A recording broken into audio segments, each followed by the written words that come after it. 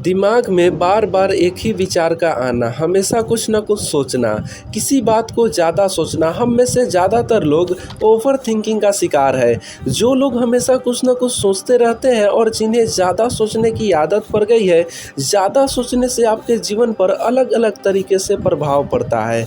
जैसे आप में से काफ़ी सारे लोगों के साथ ऐसा होता होगा कि रात को जब आप सोने के लिए जाते हो लेकिन नींद नहीं आती है, आप सोने का काफ़ी ज़्यादा कोशिश करते होंगे लेकिन इधर उधर के विचार आते ही रहते हैं। आप एक बात को सोचते हो तब दूसरी तरफ से दूसरी बातें आती है और वह आपको परेशान करने लगती है। आपका मन तो होता है कि आप सो जाओ, लेकिन दिमाग जो होता है वह दूसरे विचारों में सोचने में खोया रहता है।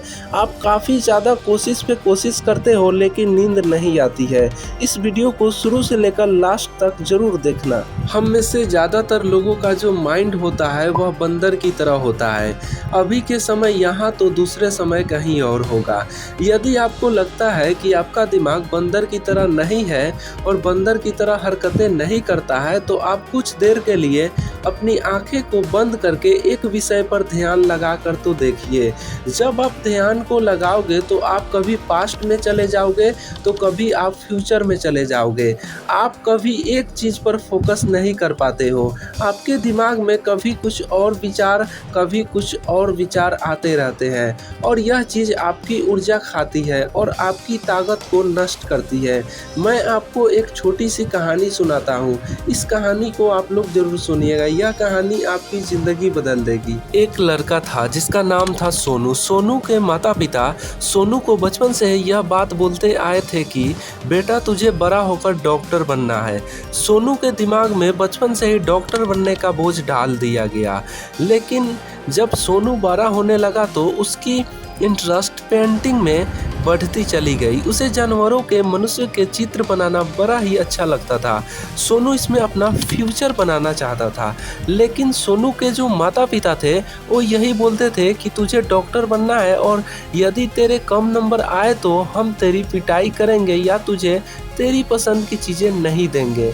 इस तरीके से उसको तनाव में रखने का प्रयास करते थे। अब सोनू थोड़ा बड़ा हुआ, थोड़ा सोचने समझने के लायक हुआ। अब वो सोचने लगा कि मैं क्या करूं, मेरी तो इंटरेस्ट नहीं है डॉक्टर बनने में, मेरी इंटरेस्ट स्केचिंग में है, चित्र बनाने में है, एक स्केचिंग आर्टिस्ट बनने में है। और वह इसी को लेकर ओवर थिंकिंग कर रहा था। उसको रात को नींद भी आनी बंद हो गई। अब वह नींद लाने के लिए नींद की गोलियां खाने लगा, जिससे उसके शरीर पर नकारात्मक असर पड़ा और उसका शरीर काफ़ी ज़्यादा कमज़ोर हो गया। ऐसा सोनू के साथ क्यों हुआ? सोनू के साथ ऐसा इसलिए हुआ क्योंकि उसके माता पिता उस पर अपनी इच्छाओं को डाल रहे थे। अपने बेटे की गुणवत्ता को न पहचान कर जो किसी और की गुणवत्ता है वह अपने बेटे पर ज़बरदस्ती डालने का प्रयास कर रहे थे, जिसके कारण सोनू का स्वास्थ्य बिगड़ गया और वह उन्हीं सब चीज़ों को लेकर ओवर थिंकिंग कर रहा था। हम में से भी कुछ ऐसे लोग होते हैं जो बेकार की बातें हर समय सोचते रहते हैं और ओवर थिंकिंग करते रहते हैं।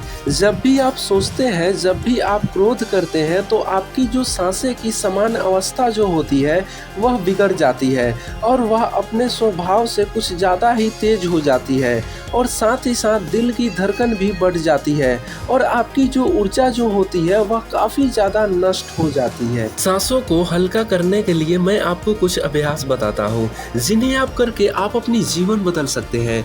यह अभ्यास सुबह या शाम में 30 मिनट करके आप अपनी जीवन बदल सकते हैं। इस अभ्यास को करने के लिए शांति से कमर गर्दन सीधा कर बैठ जाए। अब आप लंबी गहरी सांस ले, नाक से सांस ले और अपनी मन के आंखों से पेट को फूलता हुआ महसूस करें और जब छोड़े तो पेट अंदर जा रहा हो।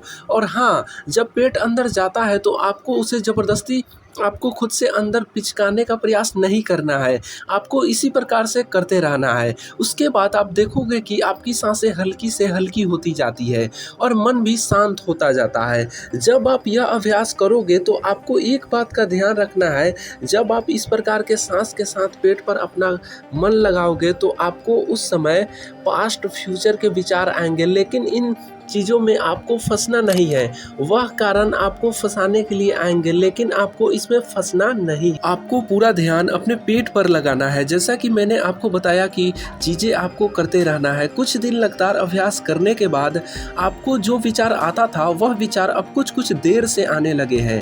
वह विचार कम होते जाएंगे और ऐसा अभ्यास करते करते आप उन्नति के तरफ आगे बढ़ेंगे और ओवर थिंकिंग से धीरे धीरे आपको छुटकारा मिल जाएगा।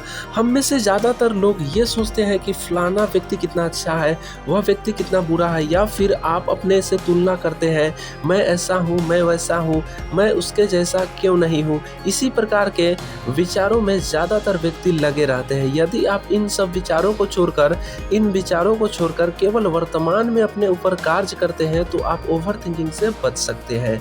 अगर आपको ऐसा ही वीडियो और देखना चाहते हो तो हमें कमेंट करके ज़रूर बताइएगा, और अगर आप कोई और टॉपिक पर वीडियो को देखना चाहते हो तो हमें कमेंट करके ज़रूर बताइएगा। और अगर आपको ये वीडियो अच्छी लगी हो तो वीडियो को लाइक और साथ ही साथ चैनल को सब्सक्राइब जरूर कीजिएगा।